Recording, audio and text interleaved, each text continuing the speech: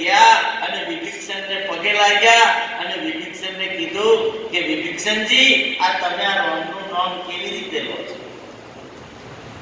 વિભીષણે કીધું કે અઘરું તો છે પણ મુશ્કેલ નથી.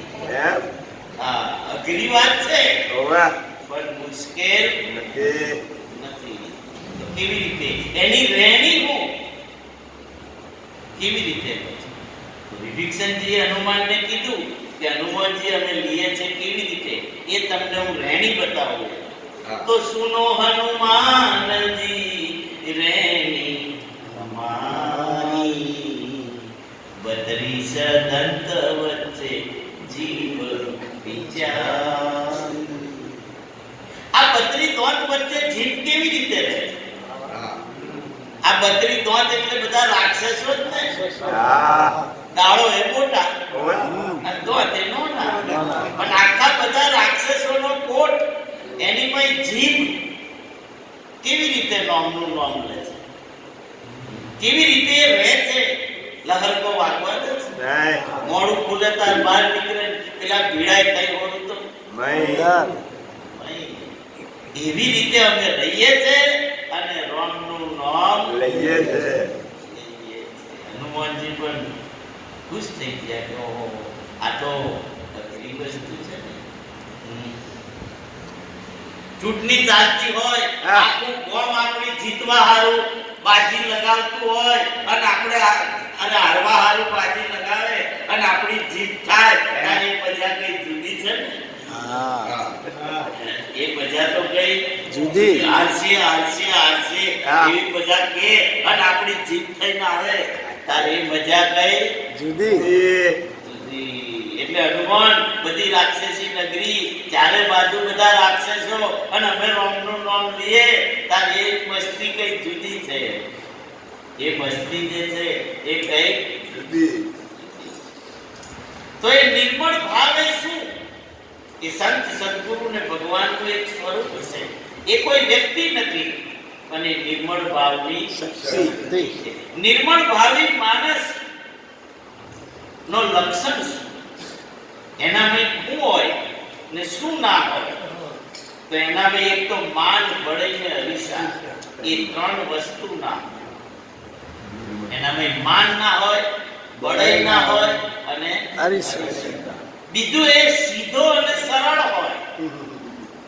નિર્મળ ભાવી જે છે એ સીધો અને સરળ હોય. એની વાણી ભેદભાવ વાળી ના હોય, વિખવાદી ના હોય, વેરઝેર વાળી ના હોય, સંશય રહિત હોય. સંશય શંકા ઊભી થાય એવી ના હોય. એવી ના. એ નિર્મળ ભાવ. અને નિર્મળ ભાવ ભરેલી સમજણ, એ સમજણ ક્યારે મળે? એક વાત એ હોય સમજવા કે આ સમજણની વાત કરી પણ એને મળે ક્યારે? કેવી રીતે મેળવી શકે? કારણ કે નિર્મળ ભાવ ભરેલી ભક્તિ ની જે સમજણ છે એ સમજણ ભક્તિ આપણને ક્યારે મળે? તો કોઈ સાચો સદગુરુ શોધી તેના શરણમાં તન, મન અને ધન અર્પણ કરીએ ત્યારે સમજણ વાળી ભક્તિ, સતવચનની ભક્તિ આપણને મળે છે. એમને મળતી નથી. અને સતવચનની ભક્તિથી શું થાય? આ જીવ ભવમાંથી તરી અને જીવન મુક્ત થાય છે. એ શું બને છે? જીવન મુક્ત. પણ એ નિર્મળ ભાવની ભક્તિમાં કરવાનું આવ્યું કે શું? રહેવાનું.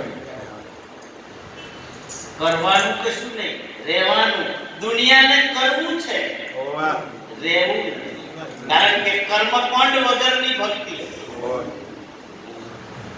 વિધિ વિધાન વગરની ભક્તિ, કઈ પણ કર્યા વગરની ભક્તિ, એ સમજણ. કઈ પણ કરવાનું નહીં, કઈ પણ કર્મકાંડ નહીં, કોઈ પણ વિધિ નહીં. કારણ કે હરદીવનદાસ તો કહે છે કે યોગ, યજ્ઞ, જપ, તપ, તીરથ વ્રત એ બધા મન તના મન બધા થયા અને થાય છે. આ બધા જ મનના હોય. યોગ કરો, યજ્ઞ કરો, જપ કરો, તપ કરો, તીરથ કરો, વ્રત કરો, એ બધા મનના મન થયા અને થાય છે. સેવા, પૂજા, સ્મરણ, કીર્તન કરવામાં, આ બધું કરવામાં શું છે? મન માયા પૂરેપૂરો રચી પચી જાય છે. મન અને માયા એ નહીં પૂરેપૂરો રચી પચી જાય છે. તે ફળાહાર, દુધાહાર, ધૂન અને મૂન પણ વિચાર કરો તો એ મન તના છે. હજી કહે છે તમે સુનો ભાઈ વાત સાચી. નિર્મળ ભાવ વિના બધું તણાય છે. કારણ કે દરેક ભક્તિના મૂળમાં, દરેક ભક્તિ ના જે મૂળમાં જો આપણે જોઈએ તો નિર્મળ ભાવ છે.